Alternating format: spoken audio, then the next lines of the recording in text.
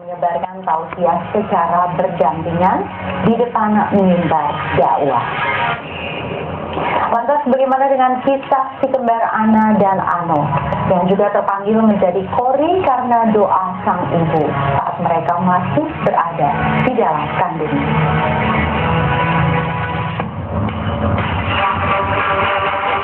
Menggembirakan hati umat muslim di seantero negeri adalah begitu pesatnya perkembangan dunia dakwah di negeri ini. Setiap tahun puluhan dan bahkan ratusan orang terpanggil untuk mengabadikan diri di ladang siar dan memenuhi kebutuhan umat akan siraman rohani. Sejalan dengan itu bermunculan pula figur-figur ustadz dengan keunikan masing-masing, baik secara pribadi dan dalam hal menyajikan tausiah.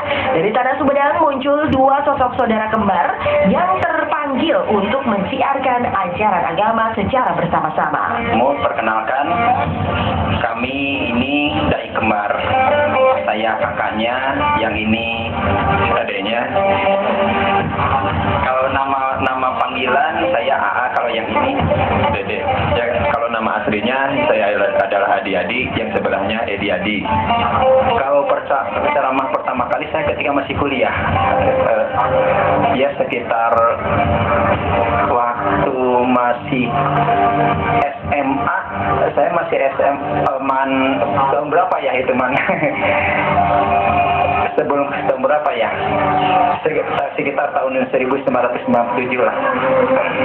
Awal ceramah itu ya pertama karena baca Quran dulu, ikutin baca Quran, terus di masyarakat, karena di masyarakat awalnya dari masyarakat dulu, oh ini dari pesantren, lalu sedikit-sedikit mengisi lama kelamaan, terus di pengajian kecil, baru pengajian besar maksudnya ke baca Quran gitu. Dari sana awalnya. Jadi ada ide kreatifnya gitu. Mereka kreatif gitu. Jadi bikinkan yang lain biasanya dai-dai ya udah sendiri gitu. Kalau ada kembar kan sesuatu yang baru. Meskipun saya belum pernah dengar, tapi ya baguslah, berarti ada kreativitas yang lain gitu. Kisah saudara kembar tidak terbatas mimbar dakwah. Dari sisi mimbar tempat kori atau koriah membacakan ayat-ayat suci Al-Quran juga muncul sosok saudara kembar yang merasa terpanggil mendedikasikan diri untuk melayani kepentingan jamaah. Kenalkan terlebih dahulu, nama saya Ano Abdul Kohar. Kalau ini biasa dipanggil Kang Ano atau Ano aja nggak apa-apa gitu. Ya. Yang sudah saya perkenalkan, nama saya Ana karena Abdul Jabar, biasa dipanggil Ana aja. Alhamdulillah, mungkin pertama saya menekuni bidang ini qiraatul Quran yang bagi kami berdua gitu. Ya pertama sih belajar dari SMP sih, cuman nggak khusus gitu ya. Kalau SMP sih, kalau pertamanya saya ngaji di daerah tempat tinggal saya gitu ya. Jadi ada yang ini apa, yang pesantren kilat gitu, ikutin. Nah dari itu saya koleksi kaset-kaset. Ya, waktu itu adanya kaset Pak Ustadz Muhammad Jata. Kami jadi terilhami gitu, jadi mencari terlalu dalam. Dan buat saya, kalau memang dia duet untuk syiar agama, terus kemudian saling melengkapi, saya pikir lebih baik gitu.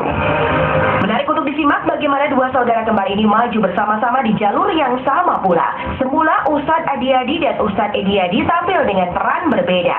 Ustadz Edi-Adi sebagai penceramah, sementara Ustadz Adi-Adi, adiknya, tampil sebagai kori setiap kali sang kakak memberikan ceramah. Sementara kori kembar Ana dan Ano merasa panggilan sebagai kori merupakan jawaban atas doa ibunda mereka saat keduanya masih ada dalam rahim ibunda tercinta. Pernah mengikuti salah satu pengajian, kebetulan dalam waktu itu ibu saya tuh lagi hamil kami berdua gitu katanya. Jadi kebetulan waktu itu mengikuti pengajian, pas kebetulan ada yang mengajinya tuh duet, kayak duet. Kata saya ibu saya tuh, kalau istilah bahasa Sundanya, Allah bahagia kalau gak ada putra anak tiga kia. Jadi bahagia kalau misalkan punya anak seperti Ustaz di depan yang ngaji berdua gitu. Pada waktu waktu itu ada acara hajatan, kalau nggak salah di Kadipaten. Pas waktu itu melihat kembar, bahwa ternyata yang ada yang baca Qurannya itu adalah kembar. Akhirnya yang punya hajat itu minta untuk ceramah berdua. Ketika tahun 2003 di salah satu stasiun TV, saya 14 episode acara Kultum Ramadan, saya disuruh untuk langsung berduet dari tahun 2003 sampai sekarang. Alhamdulillah kami sekarang berdakwah berduet. Selama yang disampaikannya positif ya, maksudnya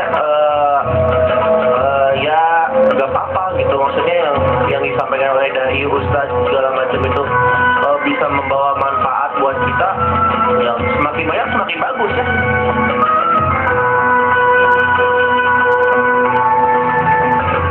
Apa yang membuat Korni, Kembar Ano, dan Ana juga Ustadz Adi dan Edi memilih untuk bekerja di ladang dakwah secara bersama-sama? Mungkinkah karena adanya ikatan emosional yang membuat keduanya mampu membentuk sebuah chemistry yang menjadikannya tidak bisa terpisah satu sama lain? Selengkapnya sesaat lagi hanya di Investigasi.